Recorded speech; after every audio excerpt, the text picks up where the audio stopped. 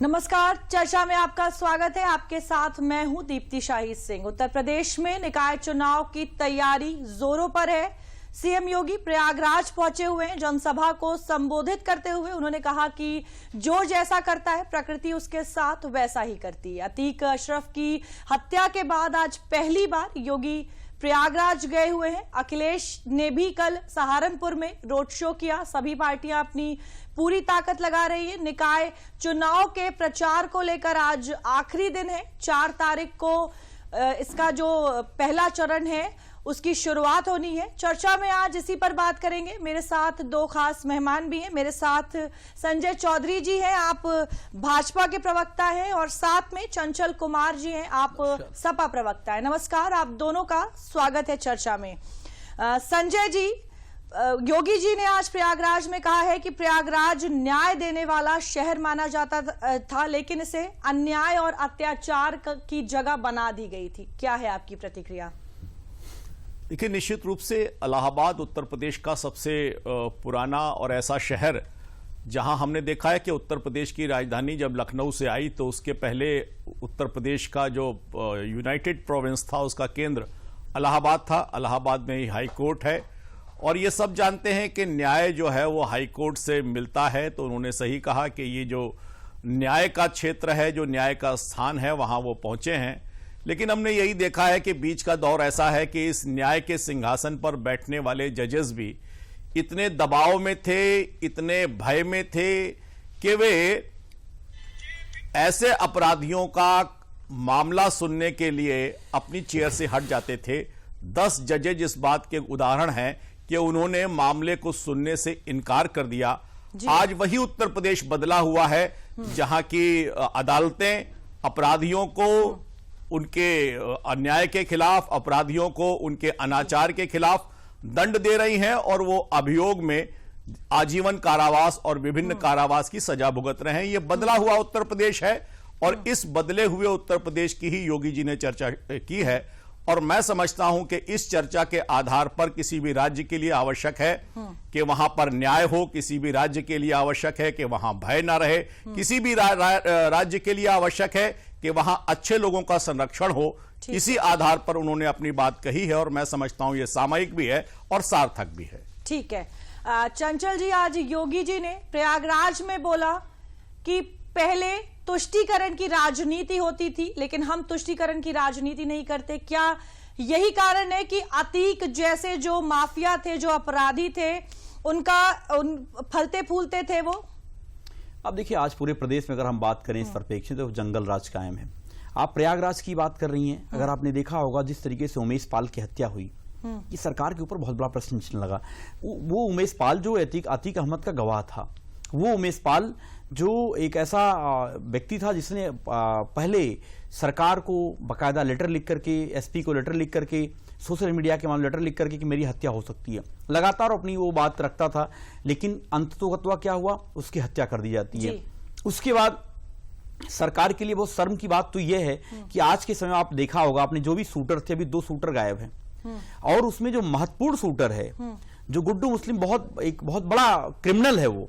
अब बहुत बड़े बड़े बीजेपी के कई सारे एक लोगों के साथ नाम भी उसका आता है, एक एमएलसी के साथ नाम उसका जोड़ा जाता है। पता चलता है कहां भाग गया है, लेकिन अभी तक पुलिस उसको पकड़ नहीं पाई। ठीक है। और वो अभी भी सारी प्लानिंग कर रहे हैं। और आपने देखा होगा जो प्रयागराज की बात है, आपने देखा होगा अतीक अहमद कौन सी जेल में बंद था? अहमदाबाद में सरकार किसकी थी? बीजेपी की। जेल के अंदर रह करके कोई व्यक्ति अपना सारा का सारा षड्यंत्र रच करके एक ऐसे व्यक्ति की हत्या करता है, वो पूरी प्रशासन की हत्या करता है। और आपने देखा होगा किस तरीके से एक अपराधी को मारने के लिए पूरी सरकार अपराधी बन जाती है, पूरी सरकार को प्रश्न उठता है। सुन लीजिए, और आपने कहा कि भय भूख भ्रष्टाचार की बात। चंचल जी, अब वापस इस चर्चा को ऐसे ही जारी रखेंगे, लेकिन एक बार देखते हैं कि किस तरह भाजपा जो है वो ताबड़तोड़ जनसभाएं कर रही है, लोगों के बीच में नेता जा रहे हैं, मुख्यमंत्री खुद जा रहे हैं और नगर निकाय चुनाव को लेकर बात कर रहे हैं। लेकिन उसके विपरीत जो अन्य पार्टियां हैं, खासतौर से सपा, वो इतनी मुस्तैद नहीं दिख रही। किसने कितना किया प्रचार? 27 अप्रैल मथुरा, फिरोजाबाद, आगरा, लखनऊ में योगी जी ने, अखिलेश यादव ने कोई जनसभा नहीं की। किस तरह से सीतापुर, लखीमपुर खीरी, बलरामपुर, गोरखपुर में योगी आदित्यनाथ ने 28 अप्रैल को की। लखनऊ में मेयर पार्षद प्रत्याशियों के साथ बैठक। लखनऊ के करहल में अखिलेश यादव ने की। किसने कितना प्रचार किया? वाराणसी, देवरिया, कुशीनगर, महाराजगंज, गोरखपुर में जनसभा की। योगी आदित्यनाथ ने लखनऊ में छात्र संघ नेताओं से मुलाकात की। अखिलेश यादव ने 29 अप्रैल को, आपको बता रहे हैं कि किसने कितना किया प्रचार। कर्नाटक दौरे पर योगी 30 अप्रैल को, गोरखपुर, संत कबीर नगर, देवरिया में अखिलेश यादव। तो किस तरह से निकाय चुनाव को लेकर सभी पार्टियां जो है अपना पूरा दमखम दिखा रही हैं। 1 मई को मुरादाबाद, प्रतापगढ़, जौनपुर, वाराणसी और गोरखपुर में जनसभा की योगी आदित्यनाथ ने, और अखिलेश यादव ने 1 मई को कोई भी जनसभा नहीं की। 2 मई को प्रयागराज, झांसी और लखनऊ में भी जनसभा आज योगी कर रहे हैं, और सहारनपुर में अखिलेश यादव ने कल जनसभा की। किस तरह से जो पार्टियां हैं अपनी पूरी ताकत झोंक रही है नगर निकाय चुनाव को लेकर, क्योंकि इसे कहीं ना कहीं 2024 का सेमीफाइनल भी माना जा रहा है। संजय जी, निकाय चुनाव को 2024 का सेमीफाइनल माना जा रहा है, और आपकी पार्टी ने पूरा अपनी जो ताकत है वो झोंक दी है, तो क्या इसका असर निकाय चुनाव में देखने को मिलेगा? देखिए, अभी आप एक ग्राफिक्स दिखा रही थी, उसमें आप तुलना कर रही थी कि कैसे अखिलेश जी और कैसे योगी आदित्यनाथ जी के बीच में डिफरेंस है जनता के बीच में जाने का, अपने विषय को जनता के बीच में उठाने का, अपने हुए कार्यों को बताने का। इसमें केवल अखिलेश जी ही शामिल नहीं है।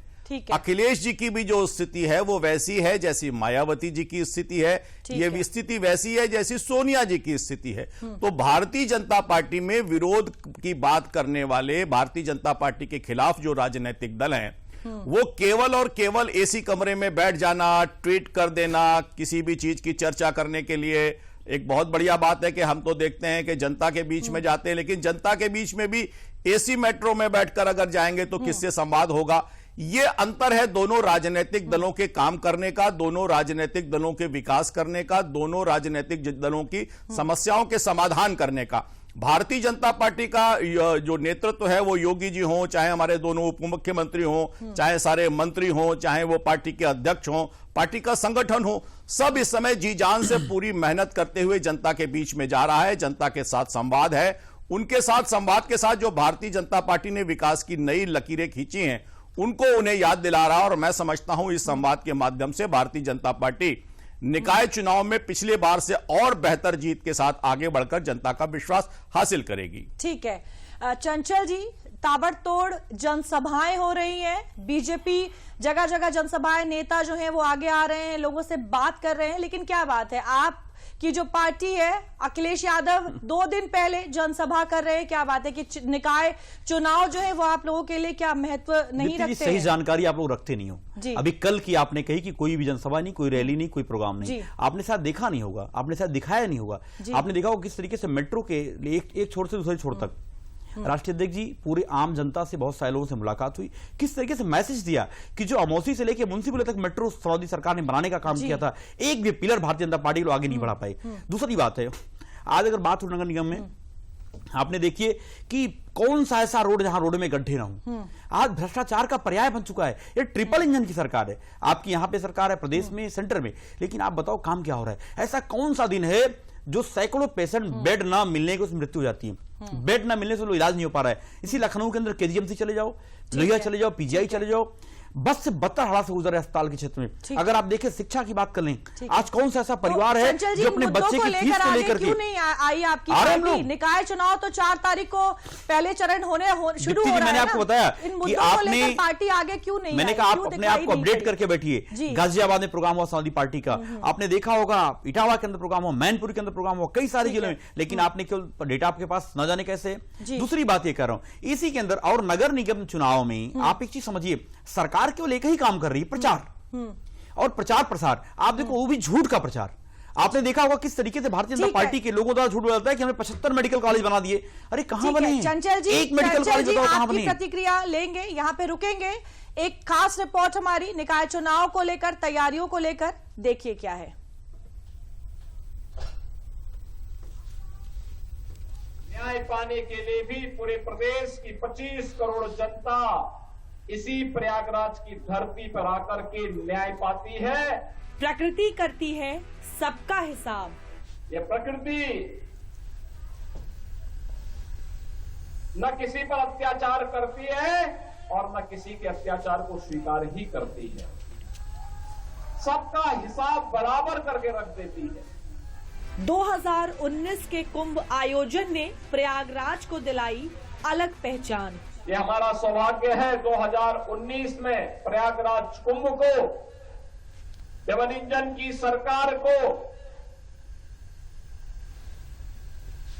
एक यूनिक इवेंट के रूप में प्रस्तुत करने का अवसर प्राप्त हुआ था। भव्य और दिव्य कुंभ के रूप में प्रस्तुत करने का अवसर प्राप्त हुआ था।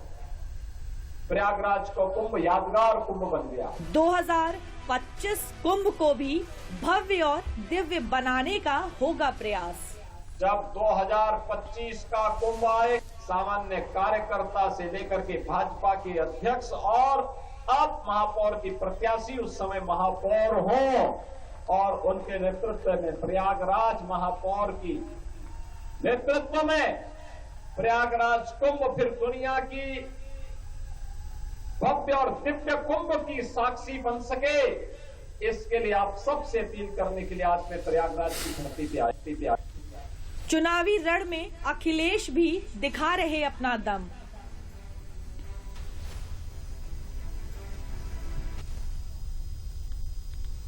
ठीक है चंचल जी, आप अपनी बात को पूरा करिए, आप जो कुछ भी कह रहे थे। देखिए दीप्ति जी, अभी आदरणीय मुख्यमंत्री जी प्रयागराज में हैं। आपने देखा होगा, अगर पूछा जाए कि भारतीय जनता पार्टी द्वारा प्रयागराज में कोई एक काम बताओ डेवलपमेंट के क्षेत्र में, अगर मैं आपको याद दिलाता हूं, दूसरा विश्वविद्यालय जो है स्टेट विश्वविद्यालय बनाने का काम समाजवादी सरकार ने किया। सरस्वती हाईटेक सिटी बनाने का काम किया प्रयागराज के अंदर। प्रयागराज को सौंदर्यीकरण करने कितने सारे फ्लाईओवर, कितने सारे काम किए सरकार ने। डबल इंजन नहीं, ट्रिपल इंजन का है। ट्रिपल इंजन होने के बावजूद भी वहां कितने मंत्री हैं, और एक मंत्री तो ऐसे जिनके ऊपर आरोप लग रहा है 5-5 करोड़ रुपए लेने का, लेकिन उसकी कोई जांच नहीं हो सकती, क्योंकि भारतीय जनता पार्टी में जांच की माहौल ही नहीं है, जांच की कोई प्रक्रिया ही नहीं है। जो भी आदमी भारतीय जनता पार्टी ज्वाइन कर लेता है वो सबसे बड़ा सदाचारी हो जाता है, चाहे वो कितना बड़ा भ्रष्टाचारी क्यों ना हो। पहली चीज। और मैं आपको बताता हूं, कानपुर के अंदर आपने देखा ट्रांस गंगा हाईटेक सिटी बनाने का काम किया। इसी लखनऊ के अंदर चक गजरिया सिटी बनाने का काम किया। आज इतने बड़े रोजगार पैमाने पे जो मिल रहे हैं, आपने देखा एससीएल के अंदर 11,000 एम्प्लॉय को, अमूल का प्लांट, पराग का प्लांट, चाहे आप आगे देखेंगे अंतर स्टेडियम, आप आगे बढ़ेंगे शान अवध प्लासियो मॉल जिसको आदरणीय मुख्यमंत्री ने बेच दिया, उसके आप आगे बढ़ेंगे हिंदुस्तान का सबसे हाईटेक पुलिस मुख्यालय, और आप डायल 100 की बिल्डिंग आपने देख ली है। हजारों नौजवान लड़कियों को वहां पे नौकरियां मिली, नौजवानों को नौकरियां मिली हैं। उसके अलावा अवध शिल्पग्राम आपने देखा होगा, Gomti river front top class का बनाया, एक शहर को बेहतरीन शहर बनाने के लिए। आपने देखा जेपीएनआईसी बिल्डिंग, जो हमारे मुख्यमंत्री 18 घंटे मेहनत करते हैं, ताला बंद करके रखा उन्होंने। पूरे हिंदुस्तान की पहली ऐसी बिल्डिंग सरकारी है जिसके ऊपर हेलीकॉप्टर उतर सकता है। इतनी बेहतरीन सोच की व्यवस्था जो है, लेकिन आज हमारे मुख्यमंत्री केवल लच्छेदार बातें, केवल जुमलेबाजी। अगर आप देखें, अभी पूछा जाए कभी भारतीय जनता पार्टी के लोग डेवलपमेंट की बात करते हैं क्या? संजीव जी से प्रतिक्रिया लेंगे। संजीव जी, चंचल जी कह रहे हैं केवल लच्छेदार, हाँ संजय जी, चंचल जी कह रहे हैं कि मुख्यमंत्री केवल लच्छेदार बातें करते हैं। देखिए, कुछ चीजों को मैं संशोधित कर दूं तो बहस में मजा आएगा, अच्छी लगेगी। हम निकाय चुनाव की बात कर रहे हैं। इस निकाय चुनाव का जो प्रारूप है, जो निकाय चुनाव और निकाय के क्या अधिकार हो, मुलायम पास नहीं रहेगा और शिक्षा भी नहीं रहेगी। ये करने वाले आज इस विषय पर बात करते हैं। अब मैं इनके कामों की चर्चा करता हूं। जेपीएनआईसी में अगर हवाई जहाज उतरेगा तो उसका लाभ नगर में रहने वाले सामान्य व्यक्ति को मिलेगा क्या? समाजवादी पार्टी और भारतीय जनता पार्टी के काम का अंतर देखिए। इनका मुख्यमंत्री बनाता है तो 9 मंजिल की इमारत बनाता है अपने बैठने के लिए, और भारतीय जनता पार्टी का मुख्यमंत्री बनाता है तो इस नगरों में रहने वाले बेघरों के लिए छत बनाकर दिखाता है। ये अगर बेहतर करते हैं तो इलीट क्लास के लिए गोमती नगर में रिवर फ्रंट बनाते हैं। हम पूरे उत्तर प्रदेश में अमृत सरोवर की योजना लाते हैं और उससे लोगों को सुख पहुंचाते हैं। ये अगर पानी का फव्वारा उड़ाते हैं तो हम हर घर से नल से जल उत्तर प्रदेश के हर घर तक पहुंचाते हैं। यह अंतर है। यह बात करते हैं और विकास की। हम उत्तर प्रदेश में 3,500 किलोमीटर की सीवर लाइन डाल चुके हैं उत्तर प्रदेश में 18 लाख से ज्यादा नए घरों को सीवर सिस्टम से जोड़ चुके हैं। यह अंतर है, कैसे आम आदमी के सुख की बात की जाए और कैसे एलीट क्लास के लिए हवाई जहाज उड़ाया जाए, यह अंतर है। तभी सैफई में हवाई अड्डा बनता है लेकिन आजमगढ़ में नहीं बनता। यह मूलभूत अंतर है और इसीलिए जनता भारतीय जनता पार्टी को बार बार लगातार विश्वसनीयता के आधार पर, चाहे वो लोकसभा का चुनाव हो, चाहे विधानसभा का चुनाव हो, चाहे वो नगर निगम का चुनाव हो, चाहे वो सहकारिता का चुनाव हो, अपना विश्वास दे रही है। क्यों? क्योंकि भारतीय जनता पार्टी के कार्यकर्ता, भारतीय जनता पार्टी का संगठन लोगों को बीच में जाकर उनसे संवाद करता है, समस्या का समाधान करता है और दूसरे विपक्ष के नेता अपने घर में बैठकर ट्विटर हैंडल से जनता की समस्याओं पर अपनी रहनुमाई दिखाते हैं। ठीक है, ठीक है। देखिए दीप्ति जी, हाँ, चंचल जी आप कुछ कहना चाह रहे हैं? देखिए सबसे बड़ी बात, आज मुझे हंसी आ रही, Gomti river front elite class के लिए कैसे हो सकता है? और जनेश्वर मिश्रा पार्क, एशिया का सबसे बड़ा जनेश्वर मिश्रा पार्क, जो आम क्या खास एक सामान्य आदमी वहां पहुंचता है। और आपने बात कही कि हर घर नल योजना की बात कही आपने। मैं झूठ बोलने की आपको एक उदाहरण बताता हूं। आदरणीय प्रधानमंत्री जी से पूछा गया अडानी जी के बारे में, उन्होंने लोकसभा के अंदर बोला कि 6 करोड़ लोगों को हमने हर घर नल योजना जोड़ दिया। अगले दिन राज्यसभा में उन्होंने बोला हमने 11.5 करोड़ लोगों को हर नल योजना जोड़ दिया हमने। आप मुझे बताओ, झूठ बोलने की आप कहां पे आपने जोड़ रहे हो? केवल भ्रष्टाचार का अड्डा बनता चला जा रहा है। अगर आप इसी लखनऊ के अंदर बात करें, यूनिवर्सिटी अगर बन रही है, इलाहाबाद के अंदर प्रयागराज के अंदर यूनिवर्सिटी बनी, तो क्या वो एलीट क्लास के लिए बनी है? आप बताओगे एससीएल में 11,000 नौजवान नौकरी कर रहे हैं, तो क्या एलीट क्लास के लिए नौकरी बनी है? ट्रिपल आईटी अगर आया लखनऊ के अंदर, आदरणीय अखिलेश यादव जी ने बनाया, तो क्या एलीट क्लास के लिए बनाया? संस्कृत विद्यालय बनाया, क्या एलीट क्लास के लिए बनाया? आपने अमूल का प्लांट लगा, क्या एलीट क्लास के लिए बना? पराग का प्लांट लगा, क्या एलीट क्लास के लिए बना? आप मुझे बताओ, प्लासियो मॉल बना, जो साने अवध की तर्ज पे बना, स्मार्ट प्लेस की तर्ज पे, वो क्या एलीट क्लास के लिए बना है? क्या सामान्य आदमी नहीं जाता है? मैं बताता हूं, मेदांता अस्पताल आया, क्या एलीट क्लास के लिए आया? 200 बेड का मासिक अस्पताल बगल में आपने देखा होगा, क्या एलीट क्लास के लिए? एशिया का सबसे बड़ा कैंसर इंस्टीट्यूट बना, क्या एलीट क्लास के लिए? मैं 10 सेकंड सर का जवाब दूं। एक इन्होंने आपने कहा कि जो आदरणीय नेताजी ने नगर निगम जो व्यवस्थाएं बनाई थी, आप मुझे बताइए, मुख्यमंत्री की स्पीच निकाल के आप देख लीजिए, केवल लॉ एंड ऑर्डर की बात हो रही है, केवल अतीक की बात हो रही है, जहां ध्रुवीकरण की बात हो रही है, केवल इसके अलावा कभी मुख्यमंत्री जी के सब मुंह से आपने कभी विकास सुना? आपने विकास शब्द का कोई जवाब ही नहीं आता है। बात रखने का हमारे पास समय जो है वो लिमिटेड है। संजय जी, दरअसल बात क्या होती है कि जब तीर छाती में लगता है तो बहुत दर्द होता है। मेरे मित्र बात कर रहे थे, उत्तर प्रदेश पुलिस के लिए बहुत आलीशान इमारत खड़ी कर दी, लेकिन पुलिस का काम क्या है? पुलिस का काम है अपराध पर नियंत्रण। पुलिस का काम है कि जो माफिया लोगों को दर्द दे रहे हैं, जो माफिया लोगों की छाती पर चढ़ रहे हैं, उन पर नियंत्रण करना। इमारतें खड़ी करना तो बहुत आसान काम है, इमारतें खड़ी करने से ही पैसा बनता है। और जो बात कर रहे हैं वो यहां के रिवर फ्रंट की, आप जाइए, गोमती नगर का रिवर फ्रंट ठीक है, लेकिन बालागंज में गोमती के पास जाइए, वहां पर आज भी स्थिति क्या है? यह समाजवादी पार्टी की निशानी है काम करने की। जिधर उच्च वर्ग रहेगा, जिधर बेहतर लोग रहेंगे, जिधर पैसे वाले रहेंगे, उधर तो खजाना खुलेगा, लेकिन जहां सामान्य लोग रहेंगे, उनके दर्द से कोई भी उनके सरोकार नहीं रहेगा। इसीलिए मैं कहता हूं कि अगर बात होनी चाहिए तो नगर निकाय के विषय में होनी चाहिए। आप बताइए, यूनिवर्सिटी की बात करने वाले खेल विश्वविद्यालय हम बना रहे हैं, यूनिवर्सिटी की बात करने वाले चिकित्सा विश्वविद्यालय हम बना रहे हैं, यूनिवर्सिटी की बात करने वाले इस लखनऊ के अंदर फॉरेंसिक साइंस की हम इंस्टीट्यूट खड़ा कर रहे हैं। ठीक है, लेकिन स्थानीय निकाय के चुनाव पर स्थानीय निकाय की बात हो, उत्तर प्रदेश के चुनाव पर उत्तर प्रदेश की बात हो, यह वही है कि जिस चीज का पर्चा होगा, एग्जाम होगा, उसके दूसरे विषय की बात करेंगे। मैं समझता हूं अगर स्थानीय निकाय की बात हो, स्थानीय निकाय में काम की बात हो, तो जनता की सुविधाओं की बात होनी चाहिए और वो हमने करके दिखाई। को मौका दिया जाएगा, लेकिन यूपी में नगर निकाय चुनाव होने वाले, स्थानीय निकाय चुनाव क्या स्थिति है, कितने नगर निगम है, इसके बारे में आपको जानकारी दे दे। 4 और 11 मई को पहले और दूसरे चरण में मतदान होने हैं। यूपी स्थानीय निकाय चुनाव, किसका चुनाव? नगर निगम, नगर पालिका, नगर पंचायत में चुनाव होंगे।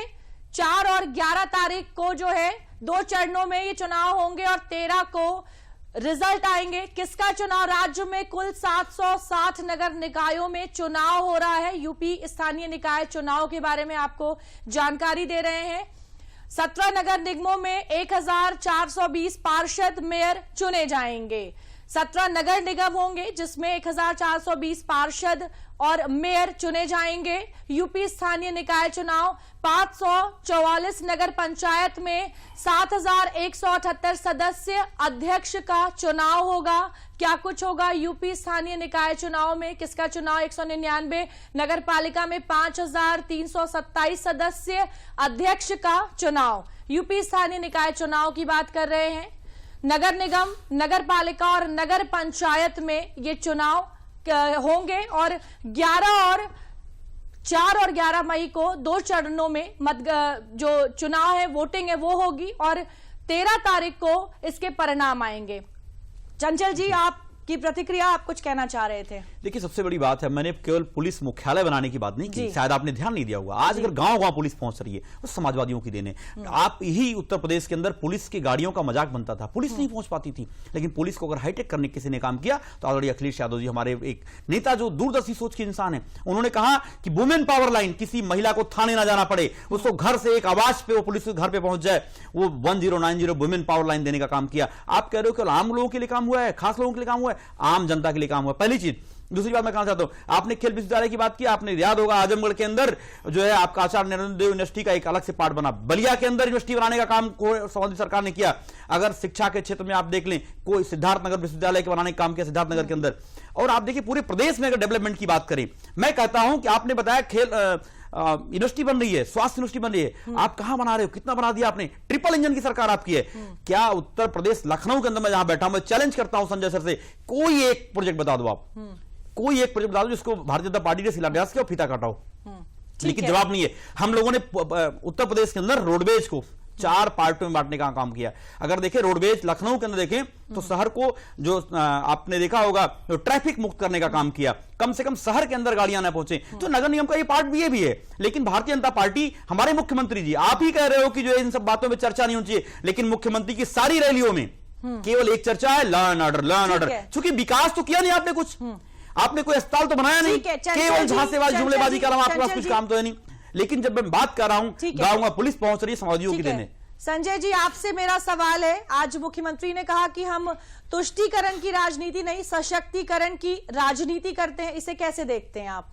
देखिए, सशक्तिकरण यही है कि आप देखिए बीते 5 सालों में उत्तर प्रदेश का बजट साइज अगर जस्ट डबल होता है तो ये बताने के लिए पर्याप्त है, आंख खोलने के लिए काफी है कि उत्तर प्रदेश ने विकास के दौड़ में लंबी छलांग लगाई है। इसे लोग स्वीकार करें या न स्वीकार करें, विपक्ष स्वीकार करे या न करे, जनता स्वीकार करती है।